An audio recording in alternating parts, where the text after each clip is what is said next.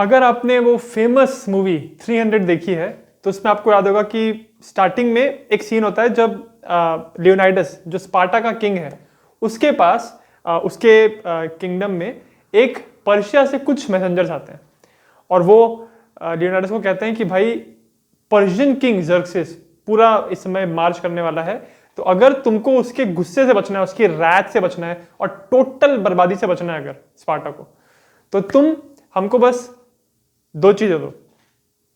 और वो दो चीजें थी अर्थ एंड वाटर। और बोलते भी ऐसी है, अर्थ एंड वाटर।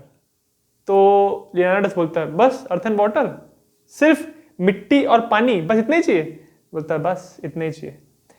और इसके बाद फिर थोड़ी बातें होती हैं उन लोगों के बीच में और समझाता है उसको मैसेंजर की, देख ऐसा ऐसा ये है वो है। पर फिर अचानक से अपने लियोनार्डस भैया को गुस्सा आ जाता है और वो बोलते हैं दिस इज स्पार्टा, और ऐसे बोल के उसको लात मार देता है और वो मैसेंजर गिरता है ऐसे आ बोल के कुएं में। और उसके बाद सारे उसके पीछे पीछे एक करके जितने भी थे सबको फेंक फेंक के या तलवार से काट के कुएं में फेंक देते हैं। अगर देखा जाए तो उसने सिर्फ अर्थ एंड वाटर ही मांगा था ना, तो इससे इतना गुस्से क्यों हो गए वो लोग। ये जो फ्रेज है अर्थ एंड वाटर, इसमें से क्या खास बात है कि इतना ऑफेंसिव था ये। और इसी फ्रेज ने एक्चुअली बहुत बड़ी बड़ी लड़ाइयां करवाई थी। और ऐसी ही एक लड़ाई के बारे में जो इसलिए हुई क्योंकि इस फ्रेज को कोई समझ नहीं पाया, उसके बारे में बात करेंगे। कहानी शुरू होती है 5वीं सदी के ग्रीस से। अगर आज की तारीख में हम ग्रीस की बात करते हैं तो वो उतना पावरफुल बिल्कुल भी नहीं है जितना वो उस जमाने में था 5वीं सदी में। और इस पूरे एरिया में बहुत सारे इंडिपेंडेंट स्वतंत्र छोटे छोटे ग्रीक सिटी स्टेट थे। उन सारे सिटी स्टेट्स में दो बहुत बड़े थे, मतलब ज्यादा पावरफुल थे। एक था एथेंस और दूसरा था स्पार्टा। एथेंस और स्पार्टा ये दो इतने बड़े और ताकतवर सिटी स्टेट थे कि ऑब्वियसली ये दोनों ग्रीक थे तो इनमें आपस में अनबन होती ही थी। ये वही बात है कि एक मैदान में दो तलवार रह ही नहीं सकती। अगर दो पावरफुल प्लेयर्स हैं तो उन दोनों में कुछ ना कुछ बहसबाजी, कश्मकश, लड़ाइयां होती रहेंगी और ये इन दोनों में होती थी। स्पार्टन्स और एथेनियंस में हमेशा जो कॉन्फ्लिक्ट था उसके बहुत सारे रीजन थे। एथेनियंस को स्पार्टन्स इसलिए पसंद नहीं थे क्योंकि स्पार्टन एक एग्रीगेरियन इकोनॉमी था, मतलब एग्रीकल्चर पे उनका सारा उनको पैसा मिलता था। उसके अलावा ये एक वॉर लाइक लोग थे स्पार्टन्स, मतलब वो हमेशा लड़ाई के लिए तैयार रहेंगे। उनके जो अगर एक स्पार्टा में एक एडल्ट मेल है, कोई एक आदमी है, तो ये ऑलमोस्ट पक्की बात रहेगी कि अगर वो फिट है, हेल्दी है, तो भाई वो मिलिट्री में ही रहेगा और उसको फुल उसको ट्रेनिंग, उसको ड्रिल्स करवाएंगे, उसको पूरी लड़ाई के लिए हमेशा वो तैयार रहेगा। On the other hand Athenians जो थे वो एक ट्रेड इकोनॉमी थी, मतलब उनका जो मेन पैसा आता था वो आता था ट्रेड से, और इसीलिए उनके पास जो नेवी थी वो बहुत स्ट्रांग थी।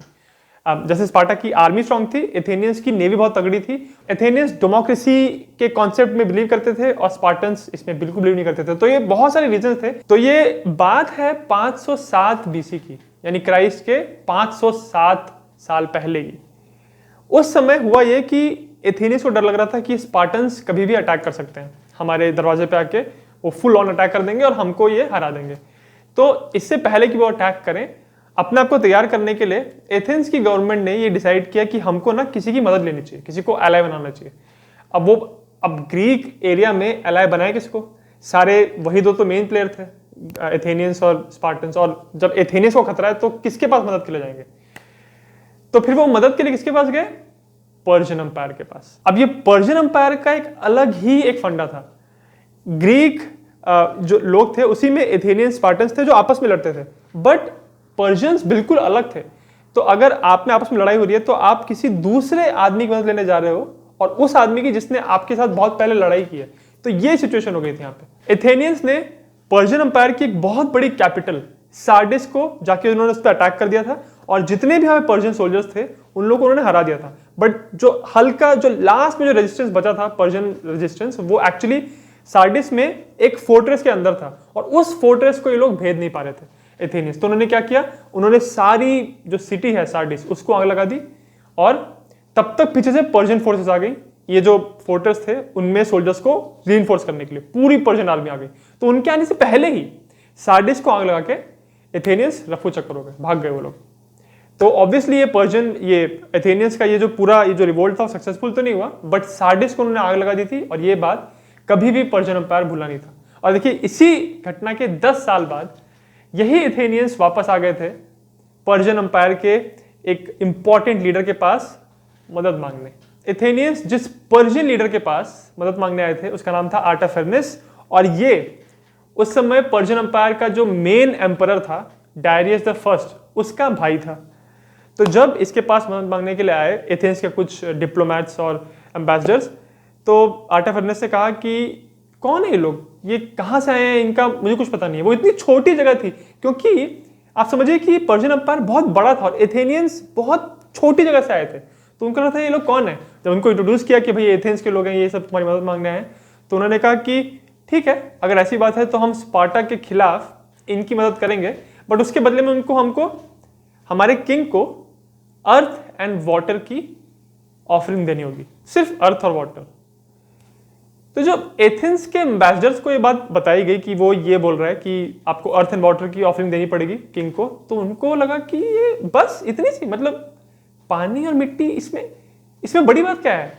और उसके अलावा भी एथेनियंस और एक्चुअली सारे ग्रीक लोग बहुत सारी सेरेमनीज करते थे जिसमें वो गॉड्स को कुछ ऑफरिंग देंगे या इस तरह की पूजा करते थे वो लोग। तो उनको लगा कि ऐसी कुछ सेरेमनी होगी, कोई रस्म होगी जिसमें राजा को अर्थ एंड वाटर देना होता है।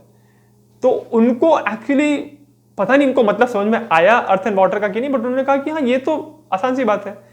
और दूसरी एक बात ये भी थी कि उस समय ऑब्वियसली एथेनियंस डेस्परेट थे, उनको मदद चाहिए थी।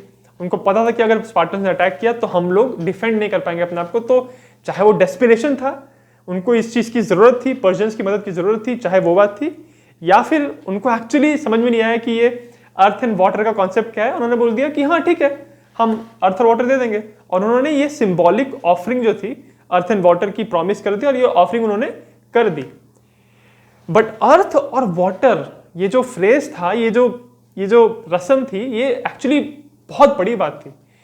अर्थ एंड वाटर का शाब्दिक अर्थ है, अर्थ मतलब मिट्टी, वाटर मतलब पानी। और ये पर्शियन एम्पायर में ये उनका एक प्रथा थी कि किसी भी, अगर कोई भी इंसान मदद मांगने आ रहा है, कोई बड़ा राजा, तो उससे अर्थ एंड वाटर अगर वो दे रहा है, इसका मतलब वो अपनी जमीन पूरी तरह पर्शियन एम्पायर के हवाले कर रहा है।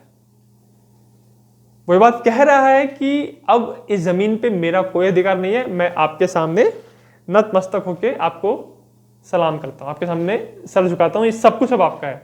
और पानी का मतलब ये कि हमारी लाइवलीहुड, मतलब हमारी जिंदगी भी अब आपके हाथ में, पर्शियन एम्पायर के हाथ में। तो कंप्लीट टोटल सरेंडर था अर्थ एंड वाटर। ये है इस फ्रेज का मीनिंग। और देखिए, इसीलिए मैंने जो शुरू में कहा था ना आपको कि स्पार्टन्स इतने गुस्सा हुए थे उस पिक्चर में जो दिखाया था, वो इसीलिए था कि वो उससे टोटल सरेंडर मांग रहे थे पर्शियन मैसेंजर्स, इसीलिए लियोनार्डस इतना गुस्सा हो गया था।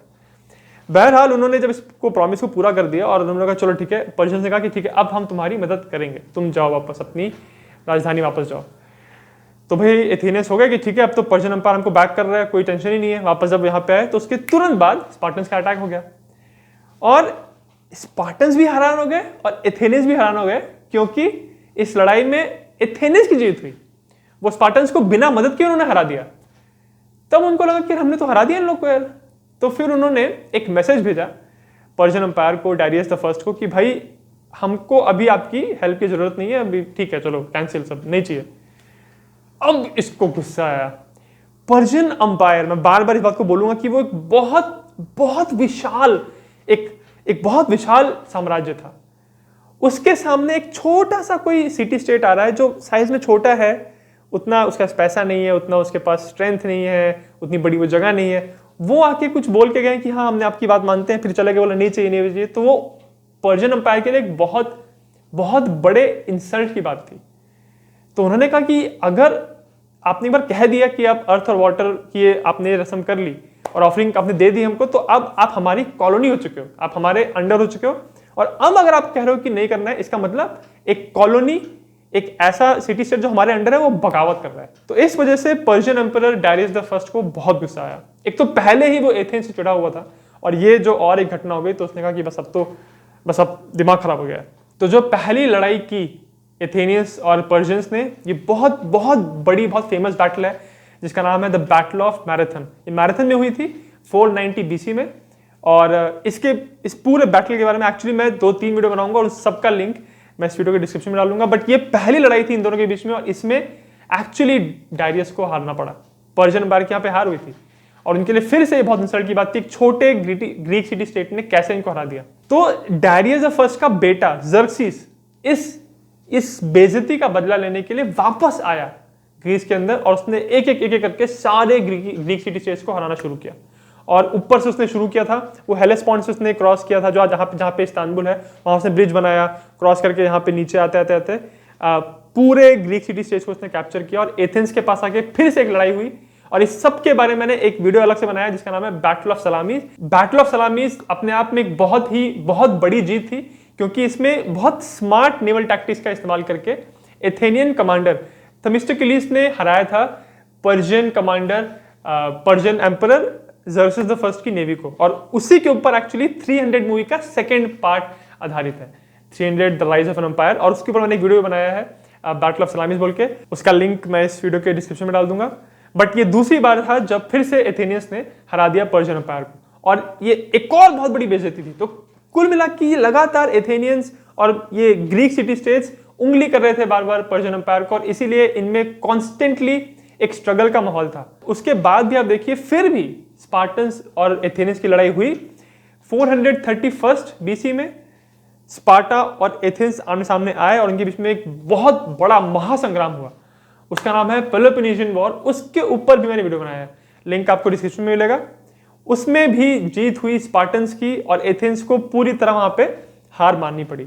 बट देखिए, अगर ये जो अर्थ एंड वाटर का जो फ्रेज है, अगर एथेनियन एम्बेसडर समझ गए होते, उनको पता चल गया होता कि जिस चीज के लिए वो हाँ बोल रहे हैं एक्चुअली वो अपने आप को सरेंडर कर रहे हैं, अगर उनको इस बात का एहसास होता तो शायद वो ये डील नहीं करते, या ज्यादा सोचते इस डील को हाँ करने से पहले, इस ऑफरिंग के लिए मंजूरी देने से पहले।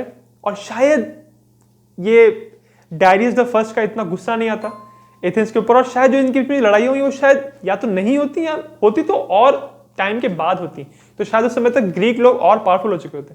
और अगर इस तरह का ये जो इतना कॉन्फ्लिक्ट बना रहा इतने सालों तक, सदियों तक एक्चुअली, वो नहीं होता, और आज जो इतने सालों तक हमने, हजारों सालों तक जो हमारे हिस्ट्री में राजा महाराजा एम्परर्स हुए हैं, वो शायद नहीं होते। और ये जो एथेनियंस का जो कॉन्सेप्ट था डेमोक्रेसी का, वो शायद बहुत पहले से ही शुरू हो चुका होता। और पूरी दुनिया में इंग्लिश भाषा जो इतनी पॉपुलर है, वो शायद इतनी पॉपुलर ना होके ग्रीक भाषा पॉपुलर होती, या फिर ग्रीक भाषा से निकली हुई कोई भाषा बहुत पॉपुलर होती, अगर ये इतनी लड़ाई नहीं हुई होती, अगर एथेंस एक पावरफुल सिटी स्टेट बना रहता। तो इस पूरी कहानी से ये पता चलता है कि आप किसी भी चीज के लिए, जब आप किसी से डील करने जाते हैं, कोई बात करने जाते हैं, तो आप समझ लीजिए कि सामने वाला क्या बोल रहा है। और अगर आपकी सिचुएशन खराब है, आप डेस्परेट हैं, फिर भी किसी भी चीज पे साइन ना कर दें अगर आपको पता ही नहीं चल रहा है कि भाई आप साइन किस चीज पे कर रहे हैं। अगर आपको वीडियो अच्छा लगा और अगर आपको जनरली हिस्ट्री में इंटरेस्ट है, तो मेरे चैनल जिज्ञासिम को सब्सक्राइब जरूर करें।